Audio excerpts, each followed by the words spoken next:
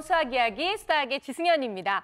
여러분께서는 일상생활에서 혹시 수학적인 개념이나 아니면 수학적인 관점을 가지고 사물이나 아니면 사건을 바라보신 경험이 있으신가요? 솔직히 아니죠. 저도 안 그렇거든요. 왠지 말로만 하면 굉장히 거창한 것처럼 들릴 수가 있는데요. 하지만 왜 이런 거죠. 우리가 흥얼흥얼 늘 항상 듣던 음악을 100번, 200번 듣다 보면 어느 순간 내가 입으로 그 노래를 부르고 있잖아요. 이것과 마찬가지로 수학에 대해서도 여러 가지 생각을 하고 수학에 대한 일상적인 생각을 하다 보면 그만큼 수학이 좀 가깝고 쉽게 느껴지지 않을까라는 생각이 들었습니다. 동의하세요? 네. 우리가 단 한 번도 이 꽃잎이 몇 장이었지? 아니면 내가 이 밥 한 그릇을 먹을 때 몇 숟가락을 떠서 밥을 먹었지? 한 번도 이런 생각 해본 적 없잖아요. 하지만 굉장히 단순하게 수학적인 개념으로 접근하다 보면 조금 더 수학이 쉬워지지 않을까라는 생각을 하면서 저와 똑같은 생각으로 오늘 이 강연을 위해서 나와주신 분이 계십니다. 이분은요, 어떻게 하면 일상에서 수학적 관점으로 접근할 수 있는지, 그리고 우리 아이들이 어떻게 하면 실천할 수 있는지 그 방법을 알려주신다고 하는데요. 자, 오늘의 강연자를 모시겠습니다. 광신고등학교의 김흥규 선생님을 큰 박수로 맞이해 주세요. 선생님 안녕하세요. 네, 만나서 안녕하세요. 반갑습니다. 저희가 사전 미팅할 때 그 작가진들이 깜짝 놀랐어요. 선생님이 수학에 대해서 가지고 계시는 그 열정과 애정이 정말로 너무 특출나시다고 얘기를 들었거든요. 글쎄요. 선생님은 잘 모르시겠지만 정말 수학을 많이 좋아하시나 봐요. 지금은 많이 좋아합니다. 네. 그러면 이런 질문 제가 꼭 드리는데요. 선생님께서는 수학을 원래부터 좋아하셨어요? 아니면 원래는 나도 수학을 굉장히 싫어했었는데 어느 계기를 통해서 수학이 정말 좋아졌다. 어떤 부류신가요? 저 같은 경우에는요. 불어라든가 영어라든가 국어, 한문 이런 게 너무 쉬웠습니다. 한문 같은 경우엔 평균 100점을 맞을 정도였으니까요. 네. 그렇게 어학적이었는데 어느 날 수학 선생님께서 고등학교 2학년 때인가 한자로 쓰시는 거예요. 그래서 야, 수학계도 뭔가 의미가 있구나 하는 거였고, 또 그렇다면 예를 들면 포물선이다. 그럼 포물선이 물체를 던질 때 그리는 곡선 이렇게 추측이 되더라고요. 네. 정말 너무너무 저한테는 흥분이었고, 그러면서 어떤 수를 0으로 나누면 안 된다고 하는데 왜 그럴까? 이런 호기심이 선생님들도 답변 안 해주고 체계도 없고, 그래서 그걸 찾아봐야 되겠다. 그래서 그런 생각이 결국에 이제 제가 어학을 좀 잘하는 네. 그 덕분에 불어 논문도 보고 또 영어 논문도 보고 일본 책도 조금 보고 하는 그런 계기가 돼서 수학 교육이 너무너무 가슴 떨리는 일이라는 걸 느꼈어요. 그다음에 좀 더 깊이 하자 그래서 대학원에서는 결국 수학을 전공하게 됐고 결국 박사학위까지 받게 되고, 그 다음에는 수학으로 어떻게 하면 사람들이 행복하고 힐링을 받을 수 있을까? 네. 그렇다면 사람들이 착한 일도 할 텐데, 이런 세계까지 넓어지다 보니까 수학이 너무너무 지금은 좋습니다. 아니, 저는 믿기지가 않아요. 선생님 지금 수학 얘기를 하시다가 힐링까지 나왔는데요. 수학은 저희에게 정말 고통이거든요. 그런데 이게 정말 힐링으로 이어질 수 있을까요? 가능할까요, 선생님? 예, 작게 출발하면 됩니다. 수학에서 제일 중요한 원초적 사고가 있습니다. 그게 뭐냐면 어떤 대상들의 개수를 세어보는 겁니다. 그 다음에는 모양, 네. 그리고 그 모양들이 어떤 위치로 어떻게 배열되어 있는지 보는 겁니다. 그러면요, 그게 출발이 돼서 나중에는 수학적 디자인을 할 수도 있습니다. 네. 그거는 오늘 강의를 통해서 점차적으로 살펴보겠습니다. 네, 선생님께서 일상적인 상황에서도 우리가 수학에 대한 개념을 이렇게 대입해보는 얘기를 하신다고 하셨잖아요. 네. 그러면 선생님의 일상생활에서는 예를 들면 어떤 경우가 그런 경우로 할 수 있을까요? 저희 학교가 그 관악산 자락에 있다 보니까 네. 들풀이 많습니다. 그래서 쪼그려 앉아서 들풀을 살펴봅니다. 2mm 정도의 크기인데 사진을 찍고 확대를 해보고 네. 관찰하다 보니까 그게 놀라운 질서가 있고요. 아름다움이 있습니다. 미처 보지 못했던 게 뭐냐면 꽃잎이 5개였다가 10개로 변하고 네. 오각형이 보이고 다시 확대를 해보니까 사람 인자가 보이더라고요. 그 순간 깜짝 놀랍니다. 근데 정말 우리가 꽃을 보면 이쁘다 이런 얘기만 하지 선생님처럼 2mm의 크기에 꽃잎이 몇 장이고 잘 들여다보면 사람 인자도 보이고 이런 생각은 한 번도 안 해보시지 않았어요? 전 이런 접근은 처음인 것 같아요. 예, 그게 원초적 사고입니다. 세어보고 관찰해보고 그러면 미술 작품도 잘 기억이 됩니다. 근데 그냥 보고 이건 피카소다 뭐다 이러면 보이지가 않아요. 그러니까 작게 출발하는 겁니다. 그리고 수학의 출발이 원래 하나, 둘, 많다 이러다가 수가 발전하면서 추상화되면서 발전 네. 또 확대된 거거든요. 아, 네. 그러면 일상에서 우리가 수학적인 눈을 키울 수 있는 그런 방법, 작은 것부터 시작하라고 말씀하셨는데요. 정말 그 작은 것의 기준이 어디서부터인지 함께 좀 출발해 보도록 할까요? 네. 네, 좋은 강연 박수로 청해드리도록 하겠습니다.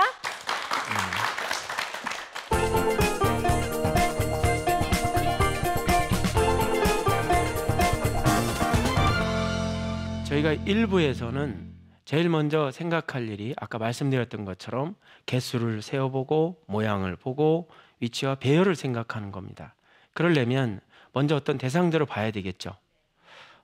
저희 아이하고의 일화를 소개하겠습니다. 지금 큰아들인 저희 아이가 8살 때입니다. 8살이 이제 막 됐을 때 같이 경주에를 갔습니다. 제일 먼저 들른 곳이 첨성대였습니다. 첨성대를 가까이서 보고 싶었어요. 그래서 아이와 함께 첨성대를 한 바퀴 돌았습니다. 그랬더니 아이가 하는 이야기가 아빠, 첨성대가 약간 기울어져 있어. 그러는 거예요. 저는 미처 몰랐던 겁니다. 그래? 왜 그러지? 하니까 아이가 아빠 밑에 보니까 네모판 모양 쪽이 약간 홈이 파져서 그 순간 저도 알았습니다. 지금은요. 첨성대가 보정 작업을 거쳐서 좌우 균형을 잘 맞췄습니다. 그래서 아이에게 이제 이걸 보면서 물어봤습니다. 얘야, 저 첨성대가 어떤 모양으로 보이니? 그랬더니 아이가 아빠 이 컵을 뒤집어 놓은 것 같아요. 그래서 그렇구나 하는 생각이요. 그 다음에 밑에 모양을 보고 뭘 떠오르니? 그랬더니 네모요. 그 다음에 돌은 어떤 모양으로 쌓아 올렸지? 보니까 동그라미 모양으로 쌓아 올렸다. 그래서 원과 동그라미를 생각하더라고요. 근데 첨성대에 보시듯이 여러분이 중간에 네모가 있고요. 위에 또 우물정자 모양의 정사각형이 있습니다. 이 네모와 원에는 어떤 비밀이 숨겨 있을까요? 옛날 고대에 동양에 우주관이 담겨 있습니다. 옛날 사람들은 하늘은 둥그렇고 땅은 네모나다고 생각했어요. 그래서 둥글 원자 또 네모를 방이라고 불렀습니다.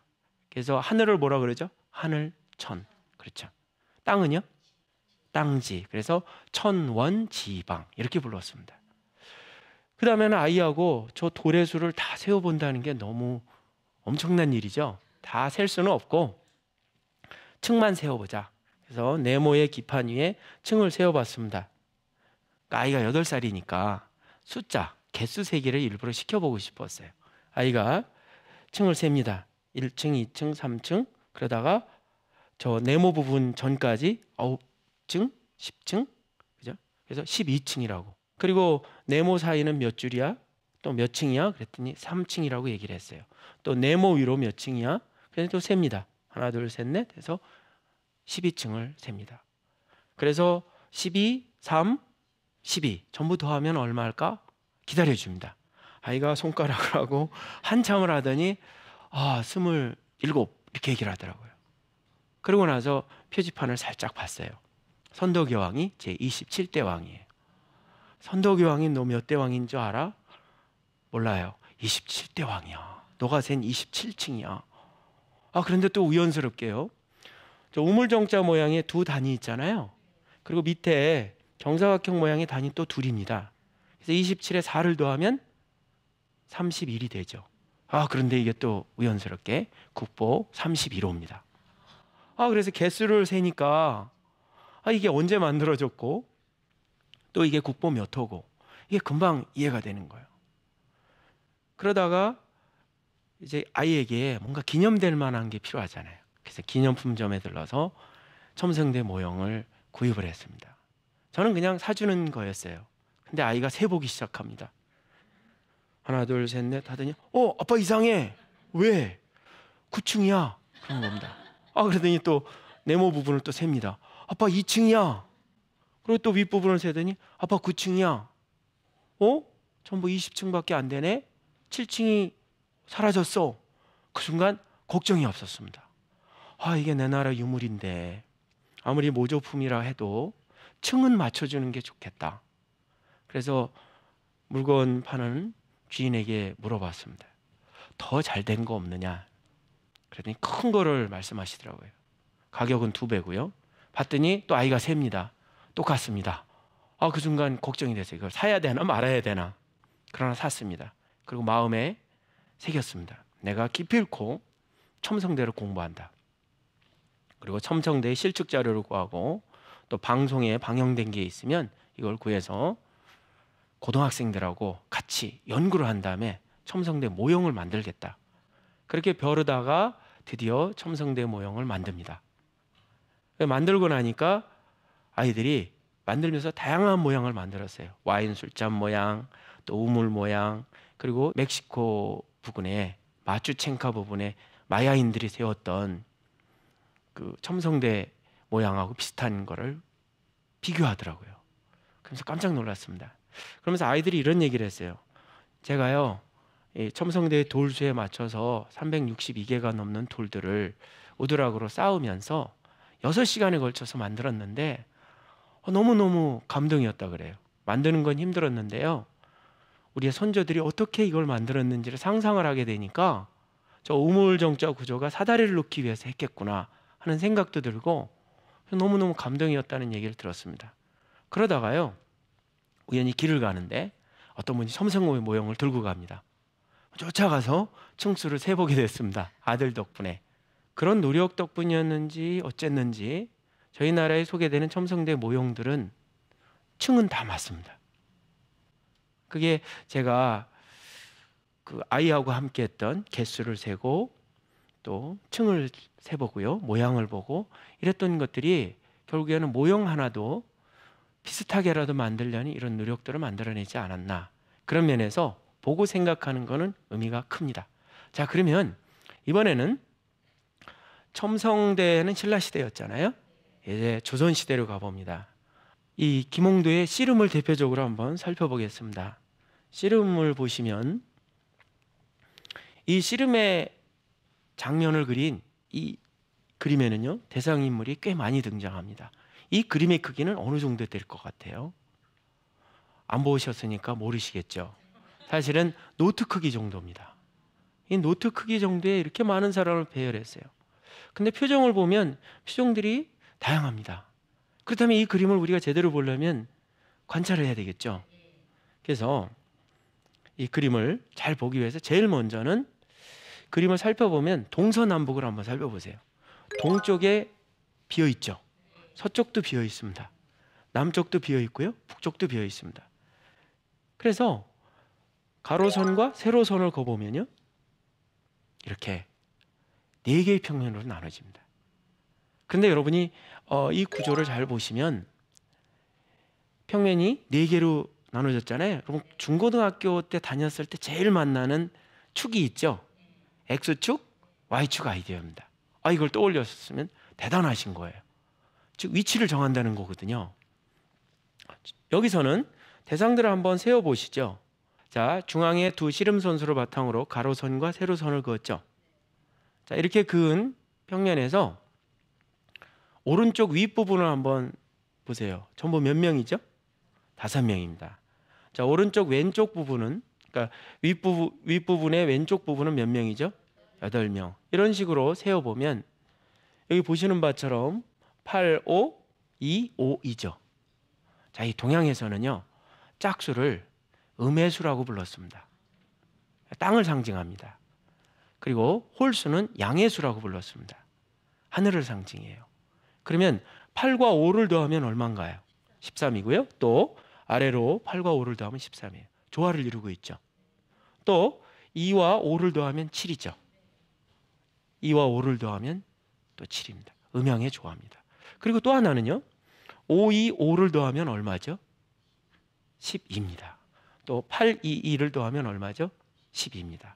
인간의 갈비뼈가 좌우로 남자나 여자나 모두 12개씩 있습니다. 하루가 몇 시간인가요?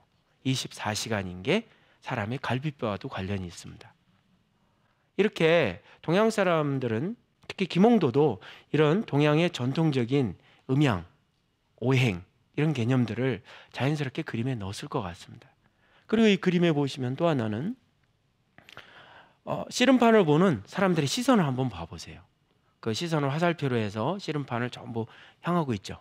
근데 딱 한 사람만 딴 데 보고 있어요. 누군가요? 예, 엿장수입니다. 엿장수는 딴 데를 볼까요? 엿장수 마음이니까요. 그러니까 모두가 이해할 때 혼자 딴 데 보고, 물론 이런 상상을 할 수 있어요. 엿이 많이 안 팔렸나? 아니면 다른 생각을 하고 있나? 이렇게 생각해 볼 수 있습니다. 이런 생각 말고도요, 이 씨름도를 놓고 여러 번 보다 보면요, 또 개수도 세어보고 하다 보면 이제 여러분이 알게 됩니다. 여기서 누군가가 씨름도에서 대상인물 하나 지워도 한 명이 사라졌네? 알 수 있어요. 그 이유는 세어봤기 때문에 그렇습니다. 또 버선발, 신발 이런 걸 통해서도 저희가 살펴볼 수 있습니다. 자, 그러면 개수를 세어보고 위치 배열을 봤잖아요. 그런데 사실 이 그림 속에는 그런 게 별로 없어요. 조금 더 깊이 있게 접근을 해보겠습니다.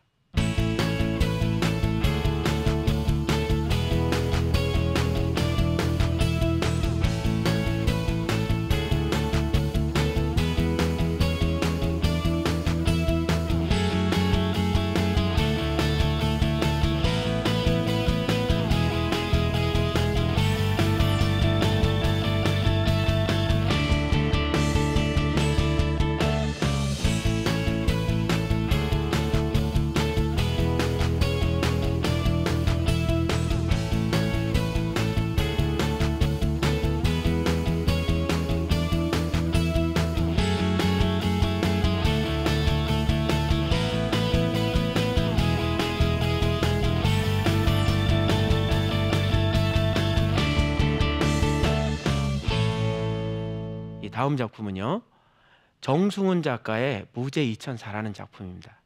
2005년도에 미술과 수학의 교감이라는 그런 주제로 인사동에서 미술전이 열렸습니다. 수학계 대표로 제가 미술도 알고 수학도 알아서 기획에 참여했는데요, 가장 관람자들의 인기를 끌었던 작품이 이 작품입니다. 여러분, 이 작품을 보시면 뭐가 보이시나요? 언뜻 보면 도형을 생각하면 삼각형도 보이고 직사각형도 보이고 우각형도 보입니다. 그리고 작가는 또 제목도 없어요. 왜 그랬을까? 근데 잘 보시면요, 이 작품에 한글이 보여요.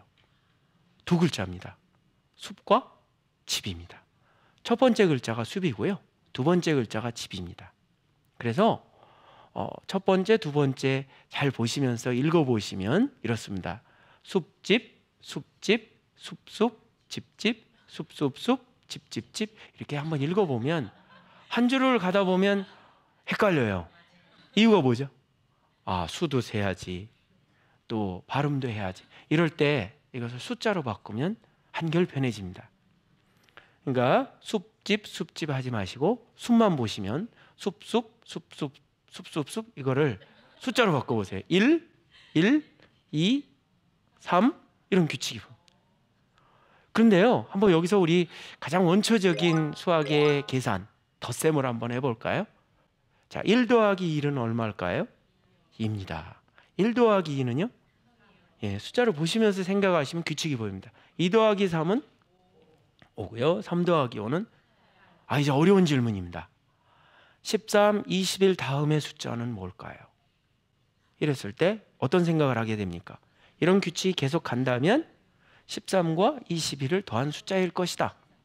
13 더하기 21 하면 34죠. 그렇습니다. 이렇게 작가는 이런 수열의 구조를 숨겨놨어요. 이 수열은요, 수학에서 피보나치 수열이라고 불립니다. 이 피보나치 수열은요, 자연 속에 엄청나게 많이 존재합니다. 여러분, 그 소나무에 솔잎이 몇 개죠? 송편을 만들 때 잘 보시면 2개입니다. 2개. 근데 소나무과에 속한 잣나무라든가 이런 비슷한 거, 어떤 거는 3개입니다.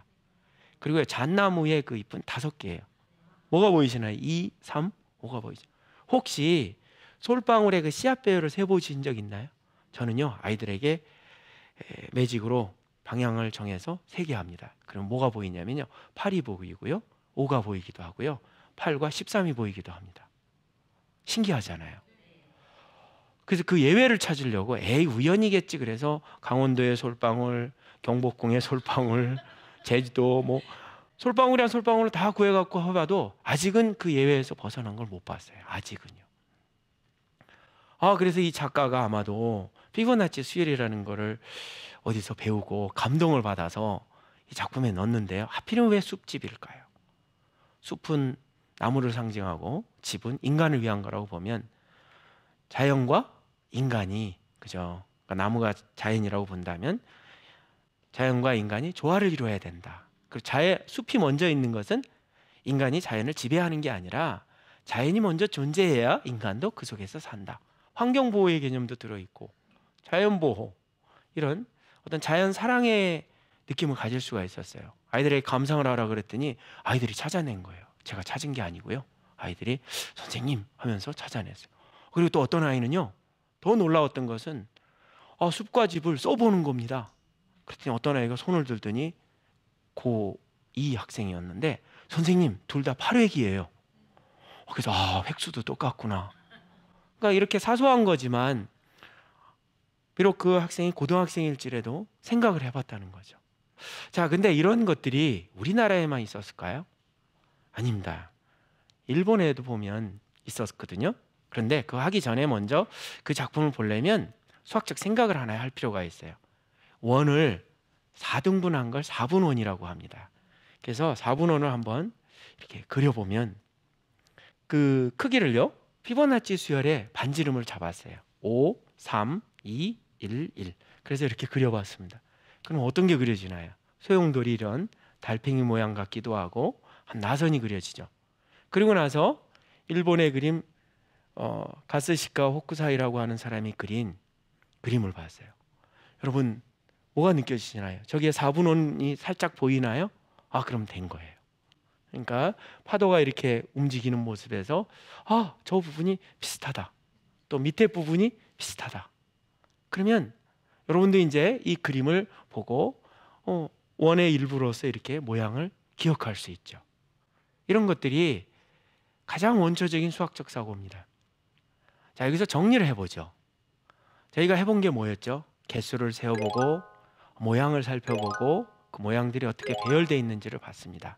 그러면 저희가 이렇게 개수와 모양 그리고 위치와 배열을 통해서 한번 연습을 해봤는데 과연 그러면 이런 것들을 가지고 일상에 뭐 어떤다는 거냐, 이런데 일상에 활용할 수 있을까, 그런 생각이 들잖아요. 그냥 보고 느끼는 것만이 아니라 이런 걸 생활에 활용해서 아이들이 공부하는데 또는 상상력을 기르는데 도움이 되면 얼마나 좋을까 하는 거고, 또는 이거를 디자인해서 정말 건축물로 또는 여러분의 어떤 그 힐링이 되는 요소로서 활용하면 어떨까. 그래서 2부에서는 저희가 다뤄본 정사각형, 원, 나선 이런 것들을 가지고 한번 어떻게 활용했는지 제가 한번 만들어 본 거, 그리고 또 제작한 거를 한번 여러분께 보여드리면서 같이 설명하고자 합니다. 1부는 이것으로서 여러분과 함께해서 행복했습니다. 감사합니다.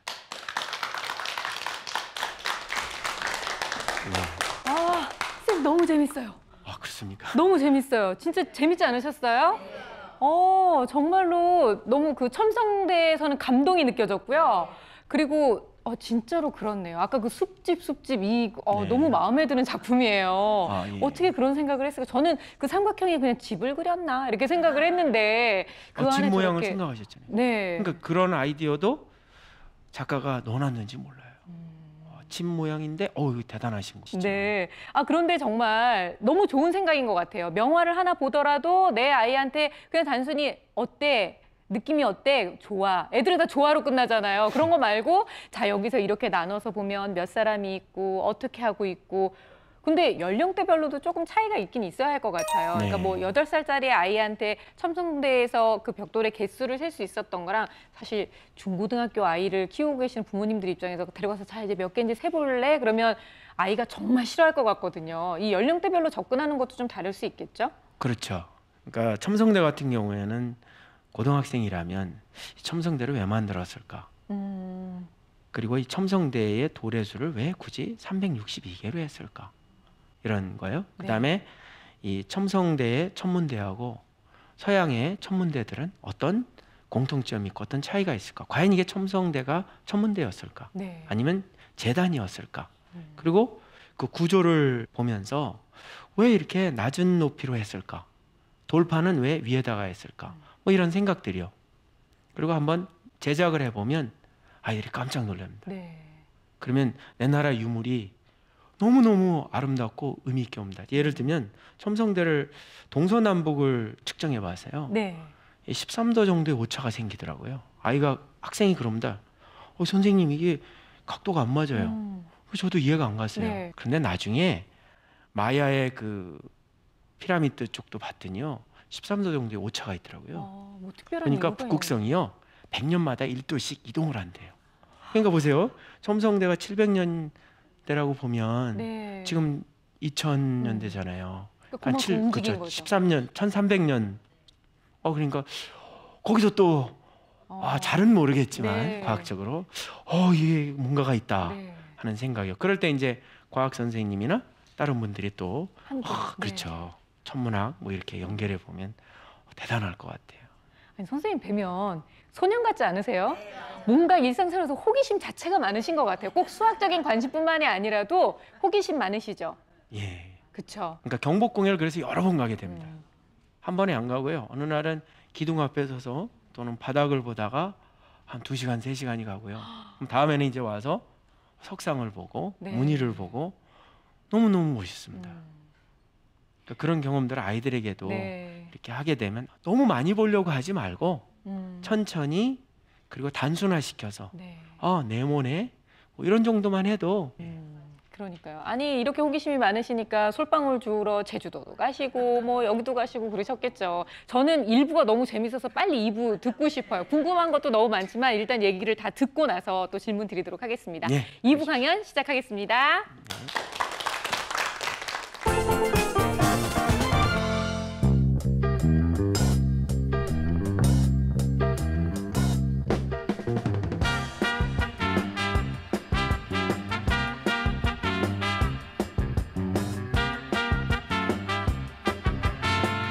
어떤 생각을 하게 됩니까? 첫 번째로 중요한 게 물음입니다. 어떤 비밀이 숨겨 있을까요? 수학적 생각을 하나 할 필요가 있어요.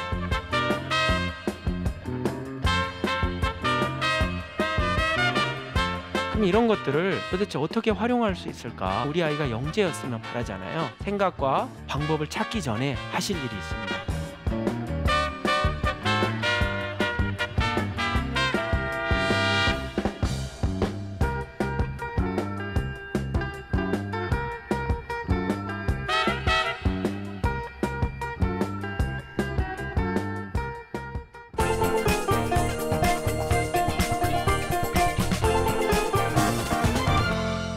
2부에서는 저희가 1부에서 일상을 통해서 구체적인 건물들을 보고 개수를 세보고 모양을 보고 위치와 배열을 생각했잖아요.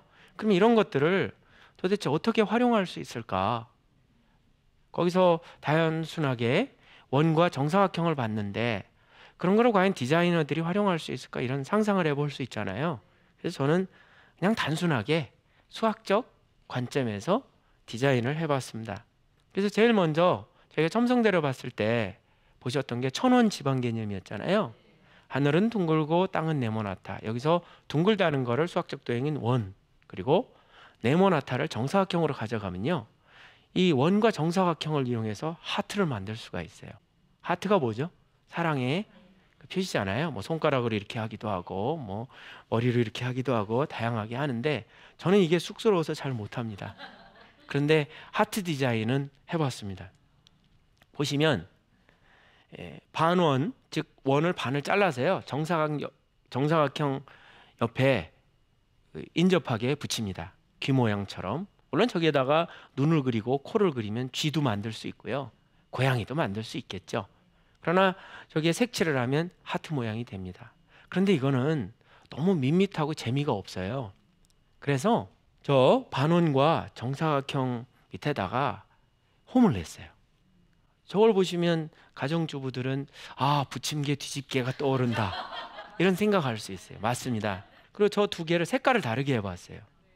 이 다르게 해서 쟤를 서로 엇갈려서 바구니 짜듯이 하면 이런 모양이 됩니다. 흰색과 빨간색이 어우러져서 체크 무늬의 하트가 됩니다. 이거는 화면상으로 본 거잖아요. 근데 이거를 정말로 할 수 있을까? 저건 너무 어려운 것 같아. 아닙니다. 밥그릇을 이용해서 그리셔도 되고요. 컴파스를 이용해서 그리셔도 됩니다. 그래서 제가 여러분이 에이 나는 못해 그럴까봐 할 수 있다는 것을 보여드리려고 하나 만들어 왔습니다. 한번 잠깐 보시지요. 자, 먼저 이렇게 반원과 정사각형을 이용해서 이렇게 다리를 만들었습니다. 그리고 빨간색 역시도 그렇습니다. 이것을 이렇게 겹치면 흰색과 빨간색이 보이는 하트죠. 그런데 이것을 서로 엇갈려서 이렇게 껴보시면 일부만 껴보면요, 이렇게 이거 좀 보이시죠? 네, 시간 관계상 완성품을 보여드리면 이렇습니다. 그래서 저는 이렇게는 못해도 이렇게는 할 수 있고요. 여기에다가 글을 써서 사인해서 줄 수 있다는 거죠. 이렇게 해보시면 어떨까 싶습니다. 자, 그러면 다시 또 화면을 통해서 저희가 아까 했던 정사각형 모양을 어떻게 활용하는지 또 살펴보도록 하겠습니다. 예, 제일 먼저 평면에 피보나치 수열을 이뤘던 숫자들 1, 1, 2, 3, 5 이런 비율로요, 그 크기에 맞는 정사각형, 즉 한 변의 길이를 1, 1, 2, 3, 5, 8 뭐 이런 정도로 해서 정사각형을 만들어 봤습니다. 그래갖고 이 정사각형을 적절하게 배열해 봤어요. 그러면 저렇게 직사각형이 만들어집니다. 놀랍게도요. 그 다음에는요, 이 도형을 그린 다음에요, 여기에다가 대각선 방향으로 선을 그어 봤어요.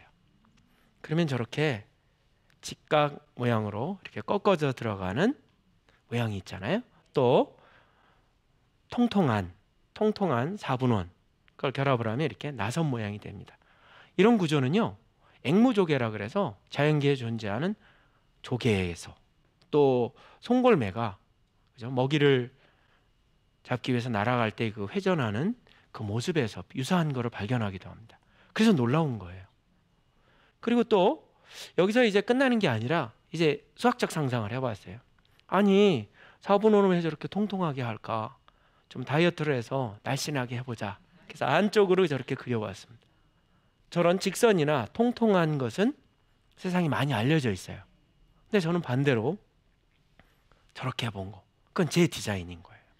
그러니까 그러면 여러분은 또 이런 생각을 하겠죠. 그래? 그러면 나는 하나는 통통하고 하나는 홀쭉하고 이렇게 해볼래. 그렇죠. 그게 변화입니다. 그리고 또 저런 모양을 굳이 저렇게 평면에다가 그리면 재미가 없잖아. 이걸 상자로 만들면 어떨까? 이런 상상이요. 책꽂이로 만들까? 아니야. 액세서리용 상자 또는 필통을 만들까? 제가 그런 생각을 했어요. 그래서 또 여러분께 보여드리려고 만들었는데요. 화면에서 보셨던 것처럼 이런 모양을 볼 수 있어요. 그렇죠? 이게 상자죠. 그러니까 여성분들은 여기에다가 뭐 귀걸이니 뭐 여러 가지 머리핀이니 이런 걸 놓을 수도 있잖아요. 이걸 조금 더 크게 만들면 책도 넣고요. 크기가 다양한 거.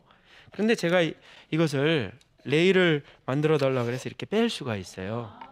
그럼 이렇게 됩니다. 그리고 또 이거를 뺄 수가 있어요. 이렇게요. 이거 역시도 이렇게 뺄 수가 있습니다. 그래서 이렇게 빼면 나중에 아이들이 구획을 지면서 공간을 만들 수 있잖아요. 그래서 이게 참 좋겠다. 이게 초기 작품입니다. 그러다가 이왕이면 여기다 나선을 그리면 어떨까? 그래서 피아노 선으로 여기다 자석을 박아서요, 피아노 선 또는 첼로 선을 해봤어요. 그런데 곡선을 만들기가 힘들더라고요. 피아노 선이 워낙 강선이다 보니까 이게 휘어지지가 않아요. 철사로 했더니 또 너무 잘 휘어져요. 그래서 고민하다가요, 옷걸이를 생각해냈습니다. 옷걸이에 그 철사를 이렇게 잘라갖고 했어요. 일단 그래서 얘를 이렇게 변형을 해서 붙여봤습니다. 여기 보시면 이게 옷걸이 일부입니다. 그래서 중요한 건 배운 것을 어떻게 활용할까 이런 생각을 해보는 거. 그리고 한번 만들어 볼까? 제가 다 만들 수 없잖아요. 그럼 누군가 잘 만드는 분을 이렇게 찾아서 의뢰해보고 또 그분도 만들면서 감동을 하시더라고요. 수학을 이렇게 볼 수 있구나. 그랬더니 그분이 집에 계단을 만들면서 어느 날 저한테 그랬어요. 선생님 있잖아요. 제가 피타고라스 정리가 왜 대단한지 알았어요. 왜요? 그랬더니 계단을 만들 때 이 직각을 꺾으면 피타고라스 정리가 보이더라고요. 그러면서 수학이 너무너무 중요하다는 걸 알았다고. 그래갖고 더 친해지게 됐습니다. 이런 경험이요. 자, 이런 경험에서 조금 더 나아가 보겠습니다. 그러면 이런 경험을 바탕으로 부모님들이 우리 아이도 이렇게 만들기를 한다고 했을 때 나는 원래 만드는 거에 자신이 없는데 미술하고는 담쌌어. 그러실 수 있지만 아이가 잘하면 되거든요. 그리고 또 하나 중요한 건 그럼 우리 아이들에게 어떻게 하면 수학적 사고를 기르게 할까? 또 이왕이면 우리 아이가 영재였으면 바라잖아요. 근데 그런 생각과 방법을 찾기 전에 하실 일이 있습니다.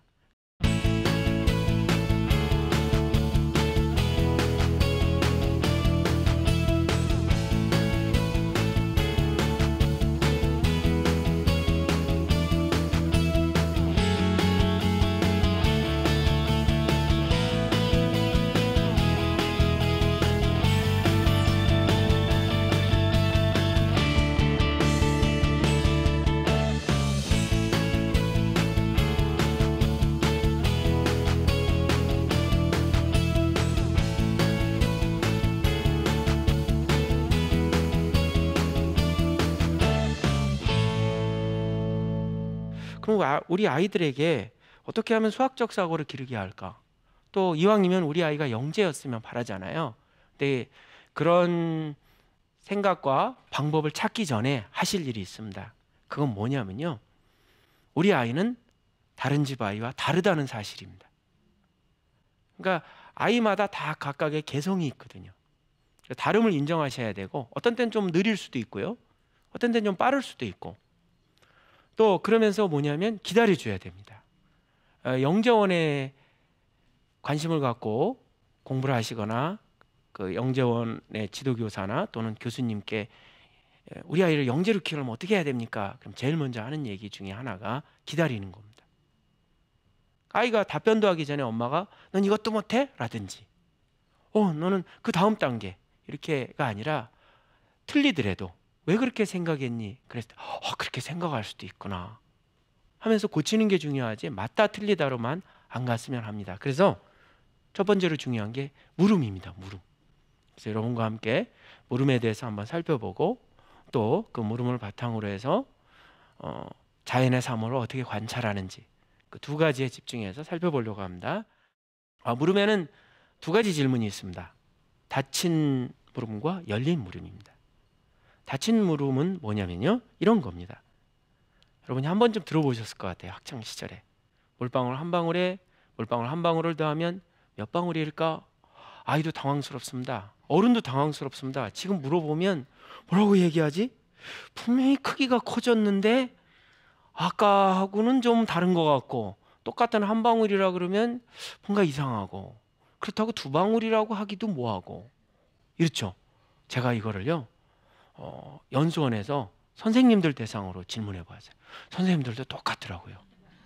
수학 선생님들도 고민합니다. 어떤 분은 한 방울이에요. 왜요? 1 더하기 1 하지만 액체는 더하면 하나잖아요. 그러니까 또 옆에 있던 어떤 분이 저는요. 물방울을 얼렸어요. 물방울 얼리면 두 방울 되잖아요. 보니까 20대예요. 아까 그렇게 얘기하시는 분은 40대고요. 그래서 연령대에 따라서 생각이 또 다르구나. 그럼 도대체 이거의 답은 뭘까? 어렵다는 거죠. 그 이유는요. 질문이 애매하고 잘못됐기 때문입니다. 그럼 어떤 질문은 좋을까? 이렇게 질문을 바꿔오면 어떨까요? 물방울 한 방울에 물방울 한 방울을 더하면 어떻게 될까? 그러면 어떤 아이는 이렇게 대답할 거예요.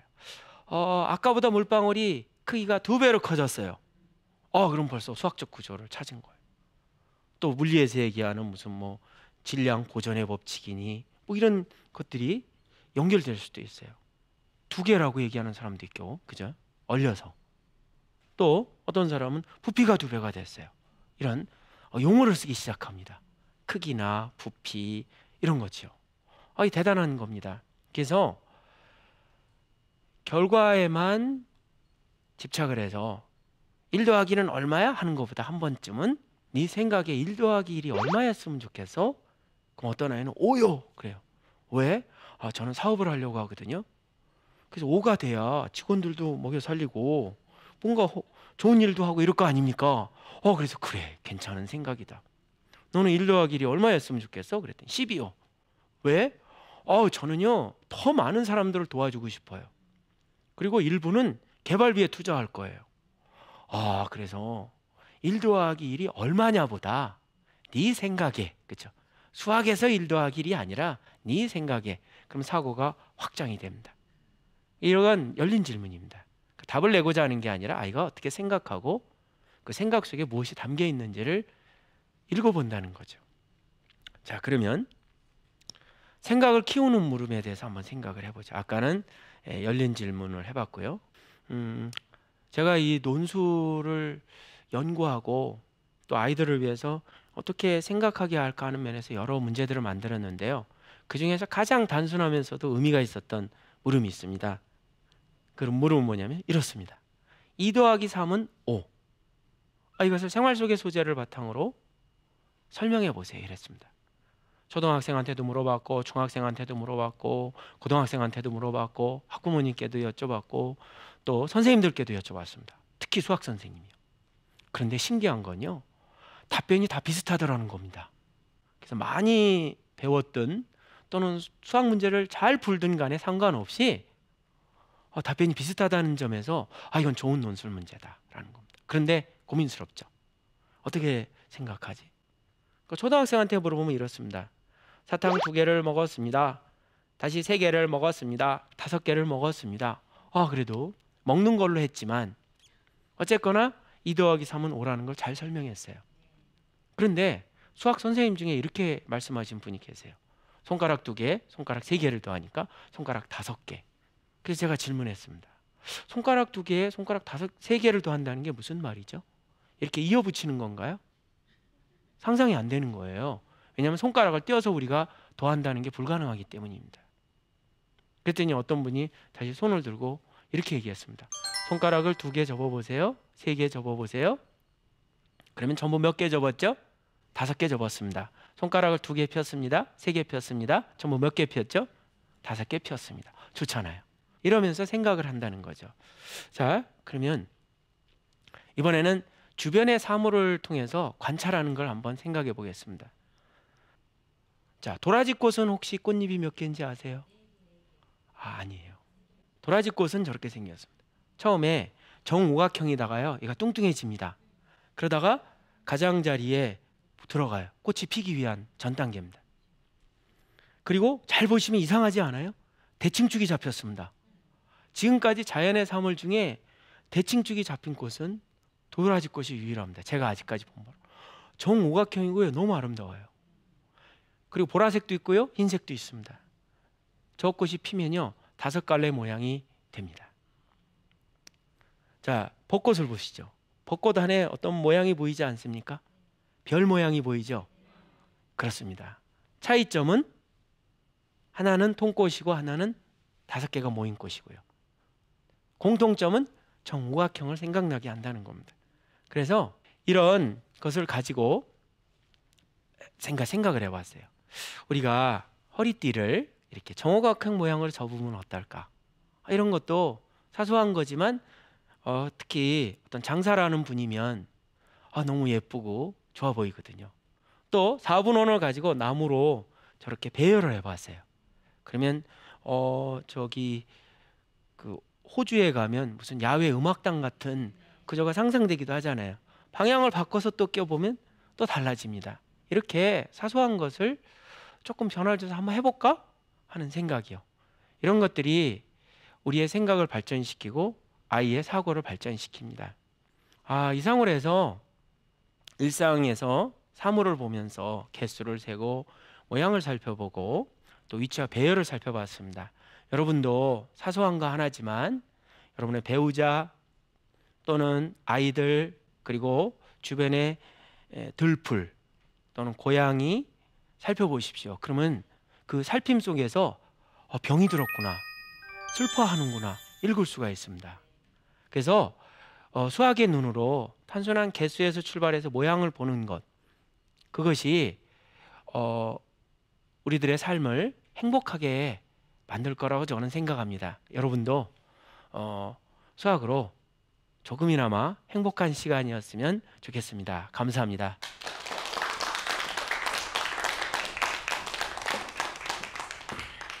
감사합니다. 네, 네. 정말 그 수학에 대한 개념을 오늘 많이 배웠는데요. 저는 왠지 그 자연의 법칙을 배운 것 같아요. 우리가 잘 느끼지 못했던 자연 안에 있는 우리가 모르는 어떤 질서 같은 것을 오늘 좀 배운 것 같아서요.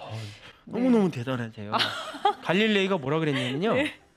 우주는 수학의 언어로 돼 있다 그랬거든요. 그러니까 수학의 눈으로 우주를 보면 네. 겸손해지게 되고 또 너무너무 기뻐집니다. 네. 그 법칙을 얘기하셔서 제가 깜짝 놀랐어요. 네. 저희가 그 사전 준비할 때 이 모습을 뵀던 거였어요. 이렇게 하고 싶으신 말씀이 너무 많으셔가지고 정말 이 열정 때문에 저희가 오늘 또 이 자리에 이렇게 모실 수 있었던 것 같고요. 아니 얼마나 열정이 많으시면 혼자 그 옷걸이를 그렇게 하시면서 집에서 얼마나 싫어하셨겠어요. 그래서 옷걸이가 남아갖고 처치가 네. 곤란했는데 네. 이거 덕분에 또 한편으로는 칭찬받기도 했어요. 그러셨습니까? 네. 오늘부터는 집에 가셔가지고 아까 그 허리띠를 그 오각형으로 만드셨잖아요. 전 딱 그거 보고 양말을 저렇게 접으면 되겠구나 막 이 생각했거든요. 근데 양말은 좀 짧긴 한데. 짧군요. 예, 네. 다른 거 하세요. 네. 자, 이번에는요. 여러분들의 수학적 궁금증을 또 해결해보는 시간입니다. 수학에게 묻다 에스크메스 함께합니다.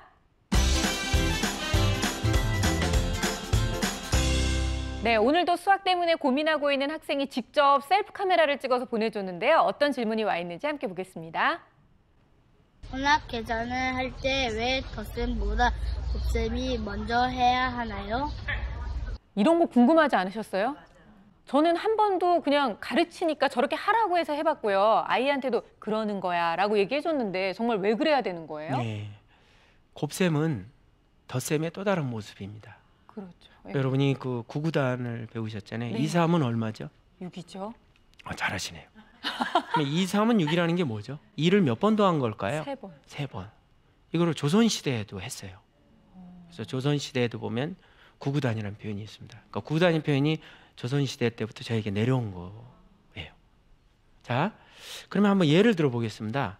1 더하기 2 곱하기 3 하면 2 곱하기 3이 2를 3번 더한 거니까 덧셈으로 바꾸면 1 더하기 2 더하기 2 더하기 2 해서 7이 되죠. 그런데 곱셈을 먼저 계산해 보세요. 2 곱하기 3은 6이죠.